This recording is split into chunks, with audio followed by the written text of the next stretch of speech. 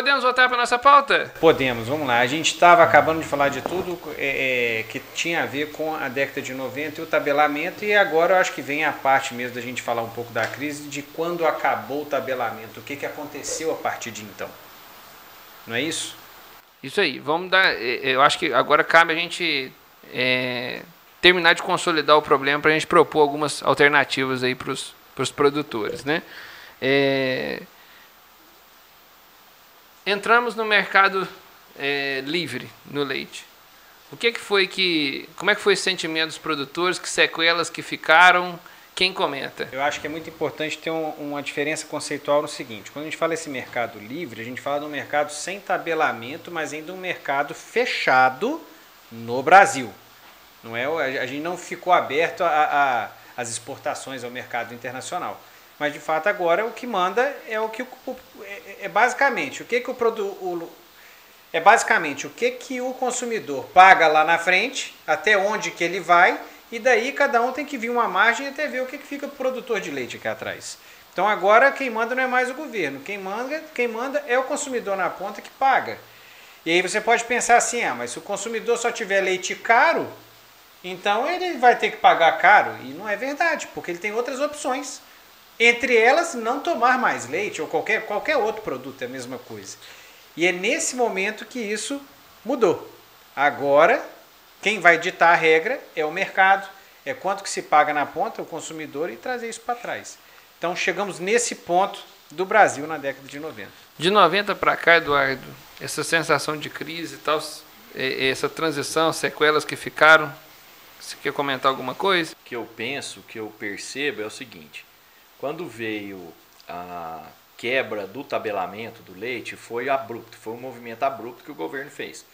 Então, os players da indústria, que são multinacionais, já sabiam lidar com esse mercado, né? E as cooperativas que originavam, que era tradicionalmente a originação do leite é feita no Brasil via cooperativa, elas não tinham esse conhecimento, né? Então ali houve uma ruptura.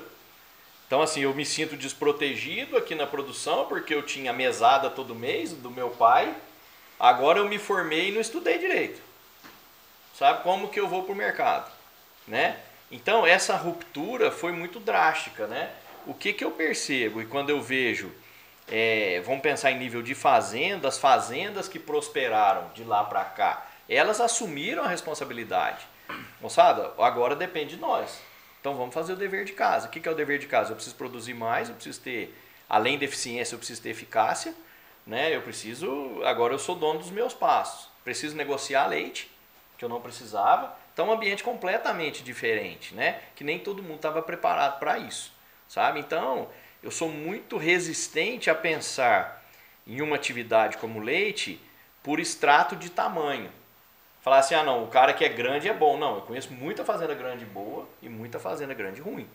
Tem muito produtor pequeno eficiente ganhando dinheiro, né? Então assim, eu acho que a gestão passou a fazer sentido. De uma hora para outra. Agora, estavam todos preparados para isso? Não, não estavam. Assim como aconteceu na indústria automobilística. Eu tinha 5 marcas aqui no Brasil, se não me engano, 5 ou 6 marcas. Não podia ter mais, de repente está a Toyota chegando, a Honda chegando, né? A última vez que eu chequei era 17. Hoje são 17 marcas. A última vez que eu vi era 17. Né? Então esse é o livre mercado, né? Agora, a regulação do mercado, as agências reguladoras, elas ainda existem, e eu acho que deve existir, né? Porque nós já sofremos processo de dumping, várias coisas, né?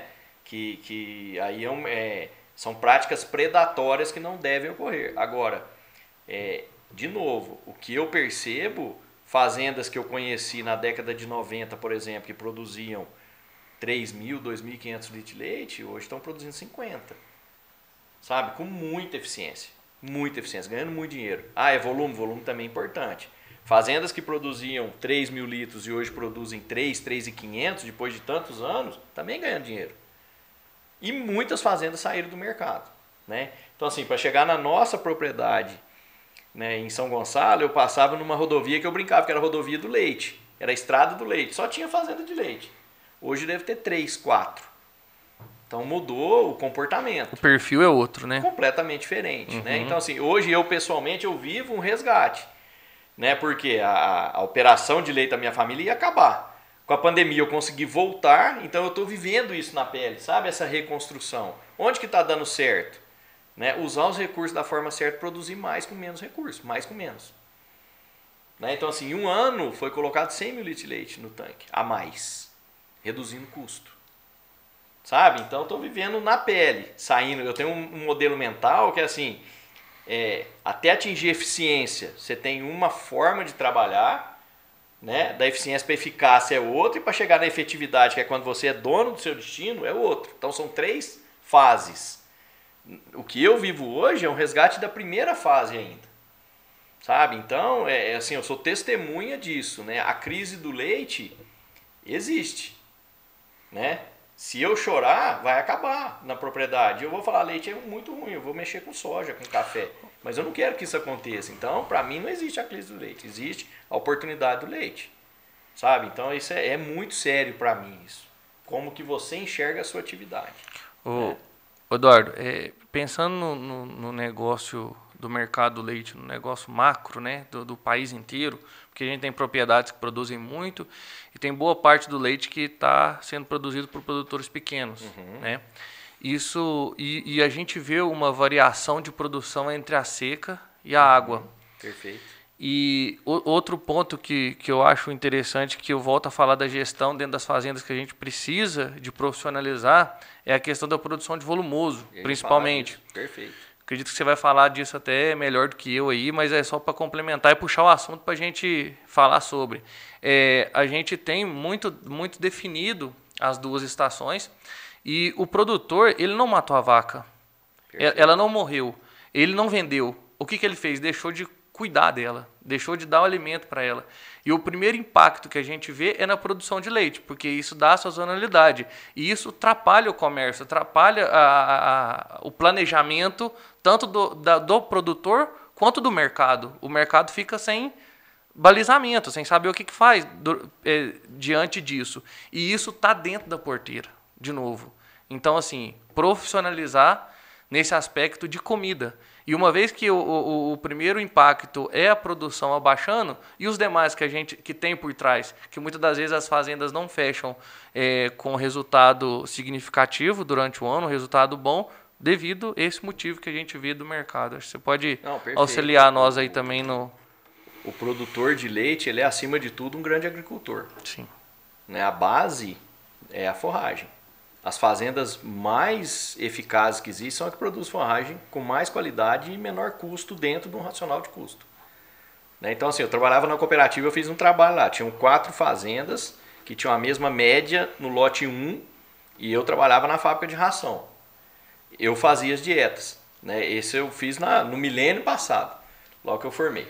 Aí eu montei uma tabelinha que eu falei assim, puxa, para produzir o mesmo leite com gado de grau de sangue praticamente igual e com um manejo muito parecido, todas eram pista de trato, silagem de milho, cara, qual que era a grande diferença?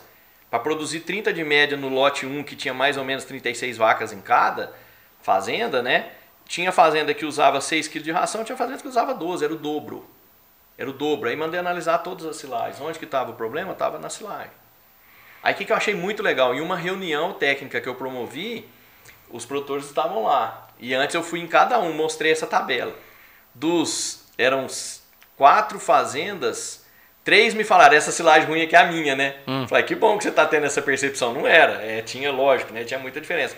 Mas o cara que era muito bom em produzir volumoso, ele usava metade da ração, que é um grande custo. Mas olha que interessante, olha o que ele acabou de dizer. O camarada viu um monte de silagem, ele já pensava de cara que a dele era ruim. Exato. Isso não me que era chamou boa. atenção. Exato. Exato. Olha a negatividade, né? Mas isso me chamou muita atenção. A maioria achava que a dele era aquela ruim. Ou seja, eu estou falando assim, eu não estou fazendo o meu dever de casa bem feito.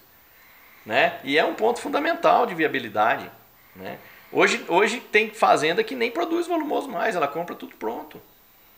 Ou de um vizinho que faz silagem bem, ou de uma dieta pronta, sei lá. Hoje tem muita alternativa, sabe?